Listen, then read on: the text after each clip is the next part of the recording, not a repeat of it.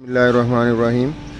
लुधियाना की तारीख़ी जामा मस्जिद से ये तस्वीरें आप देख रहे हैं। थोड़ी देर में ही शाही इमाम हज़रत मौलाना हबीबुर्रहमान साहब सानी लुधियानवी कौमी तिरंगा लहराने के लिए जा रहे हैं। ये वो तारीख़ी जामा मस्जिद है जिसने जंग आज़ादी में सबसे पहले भारत से अंग्रेज़ों को निकालने के लिए ना सिर्फ फतवा जारी किया बल्कि 150 साल तक लगातार भारत की जंग आज़ादी में यहाँ से लोगों ने देश की स्वतंत्रता के लिए कुर्बानियाँ दी हैं। मौलाना हबीबुर्रहमान लुधियानवी रहमतुल्लाह अलैह और उनके परिवार ने हर दौर में कभी शहीद आज़म भगत सिंह के साथ, कभी गांधी जी के साथ, कभी पंथ रतन मास्टर तारा सिंह जी के साथ, कभी लाला लाजपत राय जी के साथ मिल के अंग्रेज़ को इस देश से निकाला और हिंदू पानी मुसलमान पानी की साजिश को ख़त्म करते हुए लोगों को आपस में इत्तेफाक से जोड़ा था।